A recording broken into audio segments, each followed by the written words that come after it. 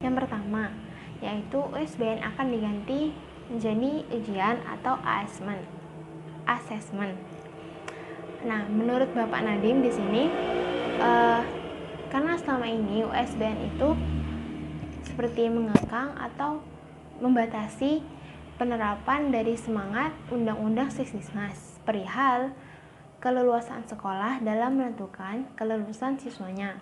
Maka dari itu, sebagai kebijakan barunya, insya Allah pada tahun 2021, Bapak Nadiem akan mencanangkan bahwa USBN akan diganti menjadi ujian atau asesmen, di mana hal tersebut atau ujian tersebut hanya dilaksanakan oleh sekolahnya masing-masing, sehingga nantinya ujian tersebut akan menjadi penilaian dari kompetensi siswa. Di sana bisa nanti akan ada yang namanya ujian tertulis, lalu ada penilaian lain yang mungkin lebih komprehensif seperti penugasan, tugas kerja kelompok, karya ilmiah, dan sebagainya. Dengan begitu, guru dan sekolah dapat lebih merdeka dalam menilai kompetensi siswanya, dan juga anggaran USBN yang biasanya dikeluarkan akan bisa dialihfungsikan atau sebagai anggaran untuk mengembangkan kapasitas guru dan sekolah guna meningkatkan pembelajaran. Yang kedua, pada tahun 2021 UN akan diganti. Nah, jadi begini, Bapak Nadiem di sini menjelaskan bahwa selama ini materi UN itu padat bagi siswa, karena kan UN itu lebih berfokus pada penguasaan konten atau penguasaan materi, bukan pada kompetensi penalaran. Di samping itu, UN juga membebankan guru, orang tua, serta siswa, di mana UN karena disebabkan UN dijadikan sebagai indikator keberhasilan siswa sebagai individu. Maka dari itu, pada rapat saat itu, Bapak Nadiem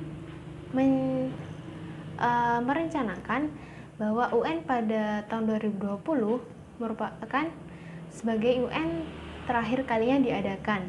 Lalu sebagai penggantinya pada tahun 2021, UN akan digantikan oleh asesmen kompetensi minimum dan survei karakter, di mana asesmen ini bukan seperti fokus pada materi pembelajaran kurikulum yang ada pada ujian nasional sebelumnya.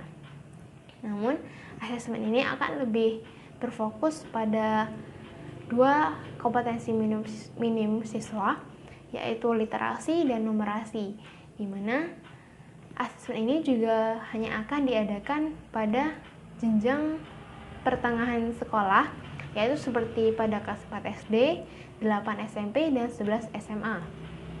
Sehingga arah kebijakan baru ini juga mengacu pada praktik baik pada level internasional seperti PISA dan TIMSS. Yang ketiga, RPP dipersingkat. Rencana pelaksanaan pembelajaran atau RPP biasanya atau selama ini guru diarahkan untuk mengikuti format secara kaku.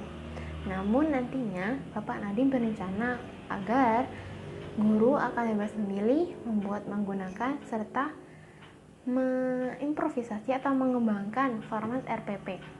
Dahulunya, RPP terlalu banyak komponen dan guru diminta menulisnya secara rinci.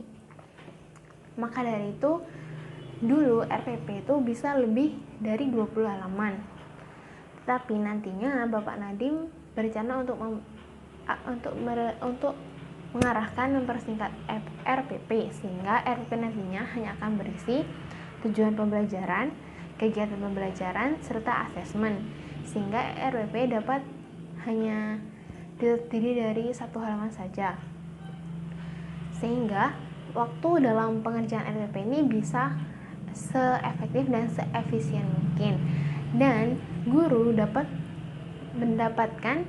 mendapatkan banyak waktu untuk mempersiapkan serta mengevaluasi proses pembelajaran yang akan ia adakan itu sendiri.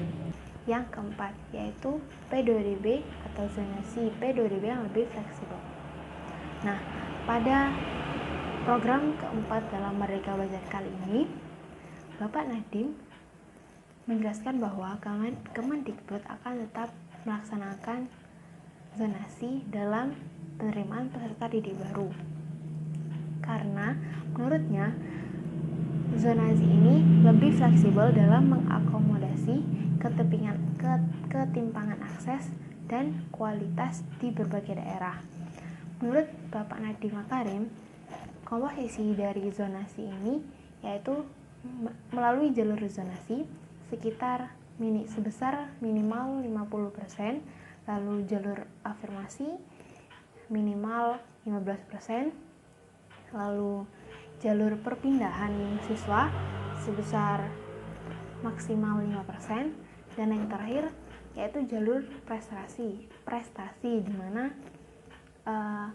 persentasenya yaitu sisa dari total persentase yang sebelumnya sekitar 0-30%, dan itu juga tergantung wilayahnya masing-masing. Lalu menurut Bapak Nadiem Makarim juga, daerah berwenang menentukan proporsi final dan menetapkan wilayah zonasinya.